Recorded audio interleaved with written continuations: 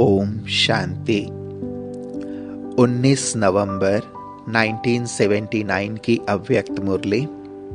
Heading है बेहद के वानप्रस्थी अर्थात निरंतर एकांत में सदा स्मृति स्वरूप। आज बाप दादा सर्व बच्चों के भाग्य के गुण गा रहे थे। बाप बच्चों के भाग्य की श्रेष्ठ रेखाओं को देख हर्षित होते हैं। भाग्य की श्रेष्ठ रेखाओं में विशेष क्या क्या बातें देखी जाती हैं वह जानते हो? मुख्य बात तिथि अर्थात तारीख, समय, विशेष ग्रह, कुल, धर्म और संपत्ति, संबंध और ऑक्यूपेशन देखा जाता है। इन सब बातों से भाग्य को देखते हैं। आप सभी अपनी इन सब बातों को अच्छी तरह से जानते हो। आप सबकी तिथि कौन सी है? आज तक भी अपने भाग्य को जन्म की तारीख से या राशि से देखते हैं। तो आप सबकी राशि और तारीख कौन सी है? जन्म की तारीख कौन सी है? आप सब कब अवतरित हुए? ब्राह्मण कब अवतरित हुए? जो बाप के अवतरण की तारीख है वह आपकी है। ब्रह्मा सहित ब्राह्मण भी पैदा हुए, तो जो आदि रत्न हैं उनकी तारीख कौन सी कहेंगे? बाप के अवतरण की तारीख आदि रत्नों के जन्म की तारीख है। समय कौन सा है? यह संगम ब्रह्मा मुहूर्त का समय है, तो सभी के जन्म का समय है ब्रह्म मुहूर्त। और राशि कौन सी है? लौकिक राशियां तो भिन्न भिन्न प्रकार की दिखाई हैं, लेकिन आप सबकी राशि जो बाप की राशि है, विश्व कल्याणकारी, वही आप सबकी राशि है। जिस राशि में सर्व बाप के समान गुण समाये हुए हैं और दशा भी गुरुवार की दशा है। कुल भी सर्वश्रेष्ठ है। डायरेक्ट ईश्वर के कुल के हो, ईश्वरीय कुल है। पोजीशन मास्टर सर्वशक्तिवान हो। संपत्ति अखुट और अविनाशी संपत्ति है। धर्म ब्राह्मण चोटी के हो।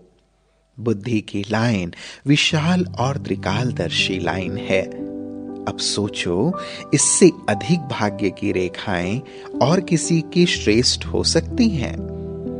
कर्म रेखा में निरंतर कर्म योगी, सहज योगी, राज योगी, यह रेखा बाप ने स्पष्ट खींच ली है। भाग्य के सितारे में ताज और तख्त दिखाई देता है। इससे श्रेष्ठ भाग्य और क्या होगा? आज बाप दादा सदा सर्व भाग्य को देख रहे थे। जैसे बाप सर्व के भाग्य को देख हर्षित होते हैं, वैसे आप सभी स्वयं के भाग्य को देख हर्षित होते हो। छोटी छोटी बातों में भाग्य को भूल तो नहीं जाते? या छोटी छोटी बातें क्या हैं? जैसे भक्ति वालों को कहते हो कि यह पूजा आदि गुड़ियों की पूजा है। गुड़ियों को खेल खेलते हैं, जन्म भी देते हैं, सजाते भी हैं, पूजते भी हैं और फिर डुबोते भी हैं। तो इसको आप गुड़ियों की पूजा या गुड़ियों का खेल कहते हो। ऐसे ही मास्टर भाग्य विधाता बच्चे भी इन छोटी छोटी बातों की गुड़ियों को खेल बहुत करते हैं। रियल बात नहीं होती, लेकिन हिसाब किताब चुकतू होने के लिए व धारणाओं का पेपर लेने के लिए वह अपनी स्थिति की चेकिंग होने के लिए यह बातें जीवन में नए नए रूप से आती रहती हैं। निर्जीव बातें, असार बातें, लेकिन जब सामने आती हैं, जैसे वह जड़ मूर्ति में प्राण भर देते हैं और इतना विस्तार बना देते हैं, वैसे आप अब सभी भी कभी ईर्ष्या की गुड़िया, कभी वहम की गुड़िया, कभी अनुमान की गुड़िया, कभी आवेश की गुड़िया, कभी रोब की गुड़िया, अर्थात मूर्ति बनाकर बात रूपी गुड़िया में प्राण भर देते हो और अनुभव करते और कराते हो कि यह सत्य है, यही बात ठीक है। यह प्राण भर देते हो और फिर क्या करते हो? आप लोगों का गीत बना हुआ है ना, डूब जा डूब जा, तो क्या करते हो, उसी बात रूपी मूर्ति को आगे पीछे की स्मृतियों से खूब सजाते हो। साथ साथ जैसे वह भोग लगाते हैं देवी को अथवा मूर्ति को, वैसे आप भी कौन सा भोग लगाते हो? ज्ञान की पॉइंट्स उल्टे रूप से सोचते हो, अर्थात भोग लगाते हो। यह तो होता ही है, यह तो सब में होता है, ड्रामा अनुसार पुरुषार्थ ही है, कर्मातीत तो अंत में बनना है। इसी प्रकार के ज्ञान की भिन्न भिन्न वैरायटी पॉइंट्स रोज भोग लगाते लगाते मजबूत कर देते हो, पक्का कर देते हो। पहले कच्चे भोजन का भोग लगाते, फिर पक्का कर देते हो। और फिर उन पॉइंट्स को अर्थात भोग को अकेले नहीं खाते, अपने साथ साथ पंडे कुटुंब भी बिठाते हो, अर्थात और भी परिवार के साथी बनाते हो। उनकी बुद्धि को भी यह भोजन स्वीकार कराते हो। लेकिन अंत में क्या करना पड़ता है? ज्ञान सागर बाप की याद में, बीती सो बीती के ज्ञान सागर की लहर में, स्व उन्नति की लहर में, हाई जंप लगाने की लहर में, स्मृति स्वरूप की स्मृति की लहर में, मास्टर नॉलेजफुल स्वरूप की लहर में, इन अनेक लहरों के बीच इन गुड़ियों को अथवा मूर्तियों को डुबोना ही पड़ता है। लेकिन इतनी सारे समय को क्या कहेंगे? इस सारे गुड़ियों के खेल को जैसे भक्ति वालों को कहते हो वेस्ट ऑफ टाइम और मनी, वैसे ही संगम का सर्वश्रेष्ठ समय और ज्ञान व शक्तियों के खजाने को इतना व्यर्थ कर देते हो। तो यह छोटी छोटी बातें क्या हुई? गुड़ियों का खेल। इस खेल में कभी भी अपने को व्यस्त मत करो, सदा अपने श्रेष्ठ भाग्य को देखो। वर्तमान समय के प्रमाण अभी वानप्रस्थ अवस्था के समीप हो। वानप्रस्थी गुड़ियों का खेल नहीं करते हैं, वानप्रस्थी एकांत और सुमिरण में ही रहते हैं। तो आप सब बेहद के वानप्रस्थी सदा एक के अंत में अर्थात निरंतर एकांत में सदा स्मृति स्वरूप रहो। यह है बेहद के वानप्रस्थी की स्थिति। फिर बाप दादा ने 3 मिनट ड्रिल कराई। यह स्थिति अच्छी नहीं लगती? जो चीज अच्छी लगती है वह तो सदा याद रहती है। अब बाप व आप क्या चाहते हो? एक ही बात चाहते हो, बाप और बच्चे समान हो जाएं, सदा याद में समाये रहें। समाना नहीं चाहते हो, समान बनना ही समाना है। समझा कि बाप क्या चाहते हैं व आप क्या चाहते हो? यह सीजन स्वरूप देखने की है या सिर्फ सुनने की है? फिर सुनाएंगे कि समय क्या पुकार रहा है, भक्त क्या पुकार रहे हैं, दुखी अशांत आत्माएं क्या पुकार रही हैं, धर्म नेताएं, वैज्ञानिक, राजनैतिक क्या पुकार रहे हैं, प्रकृति भी क्या पुकार रही है। सबकी पुकार हे उपकारी आत्माएं सुनने में आती हैं या गुड़ियों के खेल में ही बिजी हो? अच्छा, फिर सबकी पुकार सुनाएंगे। आप लोग भी कल अमृत वेले सुनना। सदा भाग्य को सुमिरण करने वाले, सदा बाप के समान याद में समाये हुए निरंतर एकांतवासी, हर घड़ी को सफल बनाने वाले सफलता मूर्त, भक्ति के खेल समाप्त कर मास्टर ज्ञान सागर स्वरूप, स्मृति और समर्थी स्वरूप ऐसे पद्मा पदम भाग्यशाली बच्चों को बाप दादा का याद प्यार और नमस्ते। हम बच्चों का भी प्राणेश्वर बाप दादा को याद प्यार और नमस्ते नमस्ते नमस्ते। फिर बाबा ने पार्टियों से मुलाकात की। मैसूर पार्टी। सभी अपने को सर्वश्रेष्ठ आत्माएं अनुभव करते हो।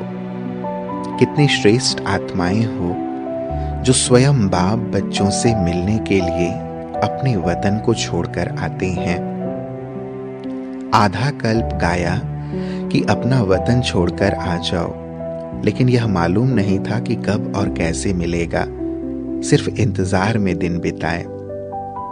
अभी इंतजार खत्म हुआ और सम्मुख मिलन मना रहे हो। ऐसा श्रेष्ठ भाग्य और किसी का होगा?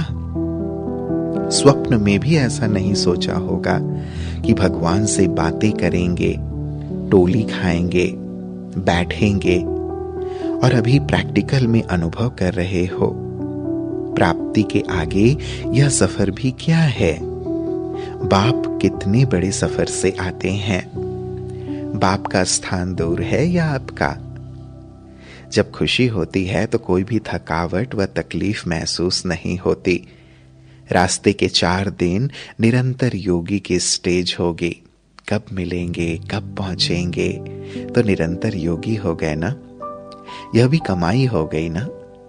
ब्राह्मण बनना माना हर कदम में कमाई। कष्ट भी कष्ट नहीं है, लेकिन जैसे गुलाब के पुष्प के साथ कांटा भी होता है, वह कांटा उनके बचाव का साधन होता है, वैसे यह तकलीफें और ही बाप की याद दिलाने के निमित्त बनती हैं। कोई भी प्रकार का जब दुख आता है तो नास्तिक के मुख से भी हे भगवान निकलता है, तो दुख भी याद दिलाने का साधन हुआ ना। संगम पर कोई कष्ट हो नहीं सकता। इस समय आप बच्चे बाप के सर्व खजानों के अधिकारी हो। बाप का खजाना क्या है? सुख, शांति, आनंद, प्रेम, यही तो खजाना है ना। तो अधिकारी और खुश ना रहे, यह हो कैसे सकता? अमृत वेले सदा स्मृति का तिलक लगाओ कि हम अधिकारी हैं। अगर तिलक लगा होगा तो सदा हर्षित रहेंगे। तिलक को मिटने नहीं देना। माया कितना भी मिटाने की कोशिश करे, लेकिन मिटाना नहीं, तो सदा अविनाशी भव का वरदान मिलता रहेगा। सिल्वर जुबली मना रहे हो, लेकिन गोल्डन एज की स्थिति में रहकर सिल्वर जुबली मनाओ। अच्छी हिम्मत रखी है, रिजल्ट भी अच्छी है। अच्छे बुजुर्ग, अनुभवी और मेहनती बच्चे हैं। अच्छा सर्टिफिकेट है। फिर बाप दादा ने विदेशी भाई बहनों से मुलाकात की। सभी जैसे स्थूल देश के हिसाब से फॉरेनर्स हो, वैसे ही आत्मा रूप से भी सदा अपने को फॉरेन अर्थात परमधाम निवासी समझकर चलते हो। सदैव यह अनुभव हो कि मैं आत्मा परम धाम से अवतरित हुई हूं, विश्व कल्याण का कर्तव्य करने के लिए। तो इस स्मृति से क्या होगा? जो भी संकल्प करेंगे, जो भी कर्म करेंगे, जो भी बोल बोलेंगे, जहां भी नजर जाएगी, सर्व का कल्याण करते रहेंगे। यह स्मृति लाइट हाउस का कार्य करेगी। उस लाइट हाउस से एक रंग की लाइट निकलती है, लेकिन यहां सर्व शक्तियों के लाइट हाउस हर कदम आत्माओं को रास्ता दिखाने का कार्य करें। तो सदा इस स्मृति में रहो, ताकि जो भी सामने आए वह समझे कि हम अखुट खजाने की खान के आगे आए हैं। आने से ही ऐसे महसूस करें कि मैं ऐसे स्थान पर पहुंच गया हूं जहां से सर्व प्राप्तियां होनी हैं। विदेशियों को ऐसे चलते फिरते लाइट हाउस बनकर सेवा करनी है। अगर एक ही स्थान पर इतने लाइट हाउस हो जाएंगे तो क्या रिजल्ट निकलेगी? सब वाह वाह के गीत गाएंगे। सदैव एक चित्र अपने सामने रखो। जैसे आप लोग चित्र निकालते हो जिसमें अंगुली से ब्रह्मा भी शिव बाबा की तरफ इशारा कर रहे हैं, ऐसे आप सबका हर कर्म, हर संकल्प बाप की तरफ इशारा करे। तो चेक करो कि मेरा संकल्प इशारा करने वाला है। जब सर्व आत्माओं को बाप का इशारा मिल जाएगा तो आपके गुण गाने लग जाएंगे।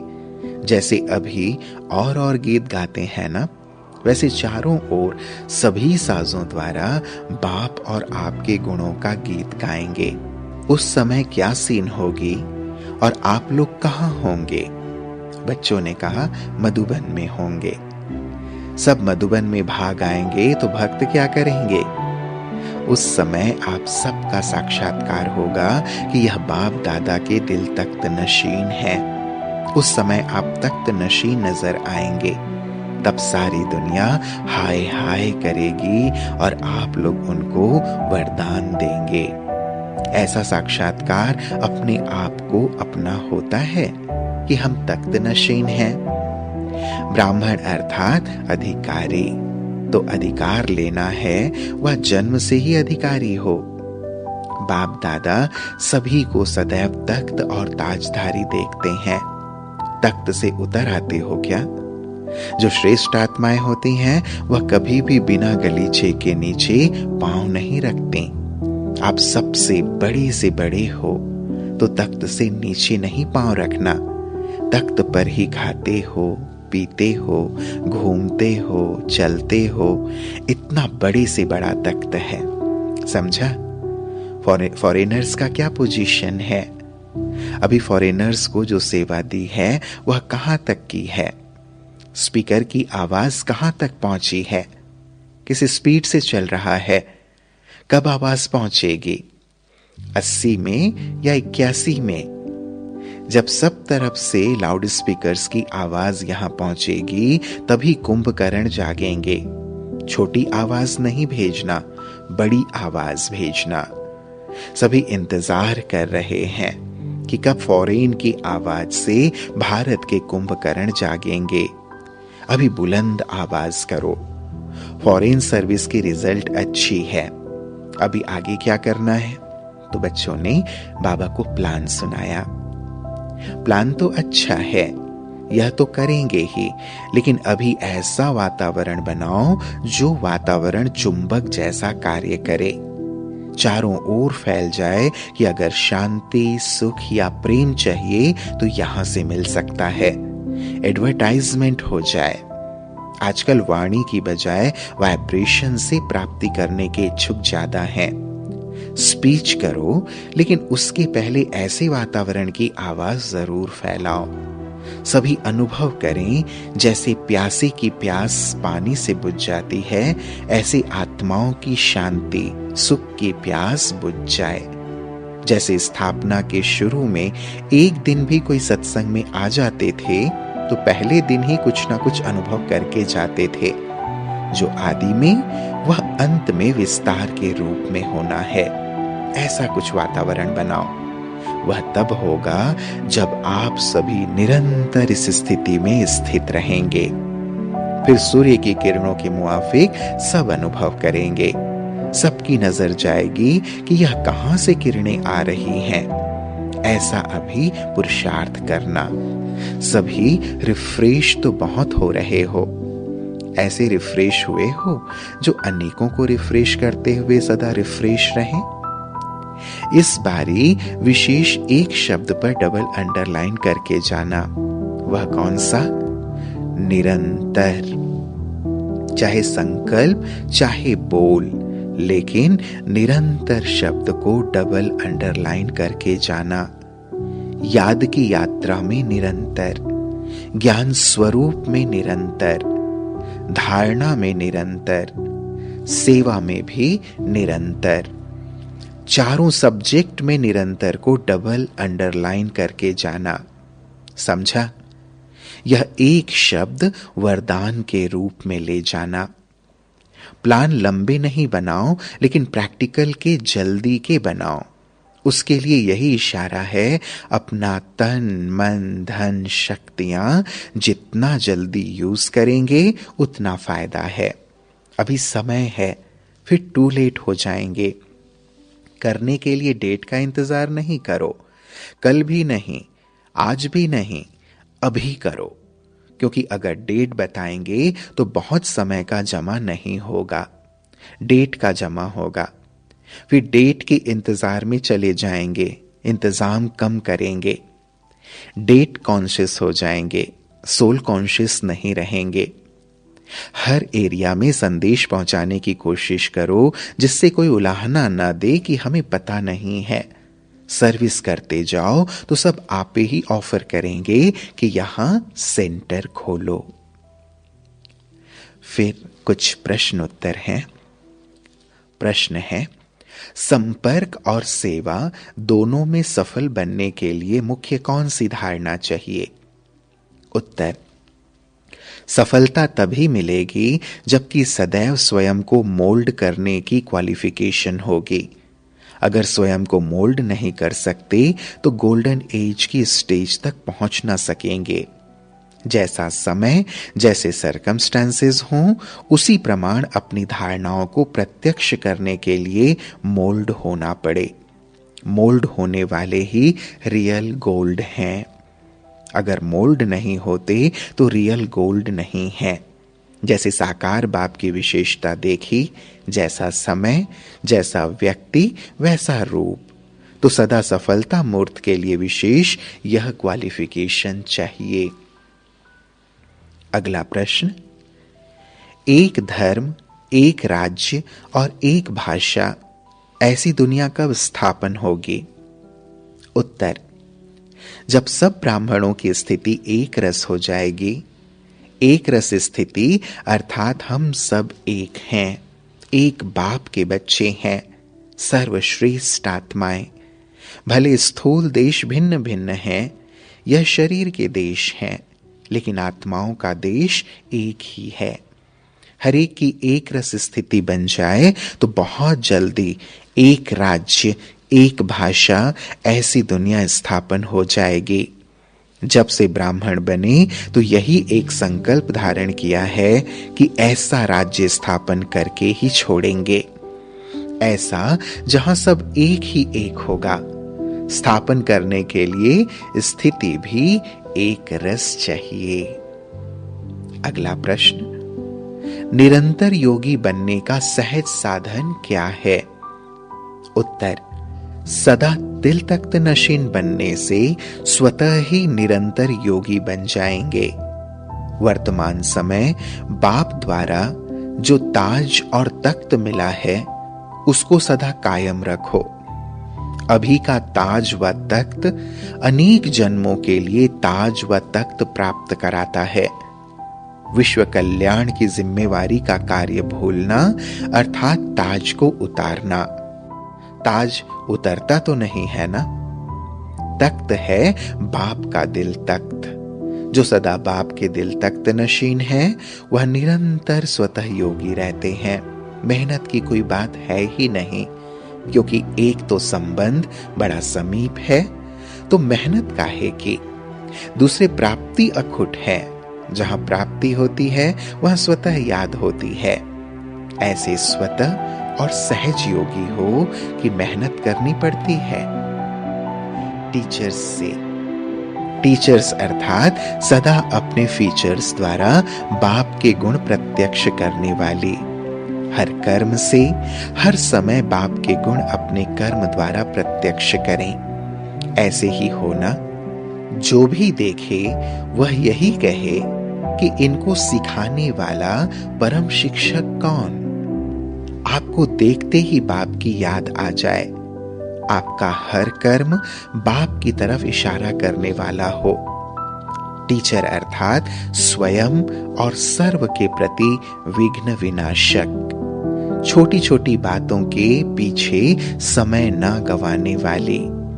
ऐसी टीचर्स ही बाप को प्रत्यक्ष कर सकती हैं। अच्छा, ओम शांति।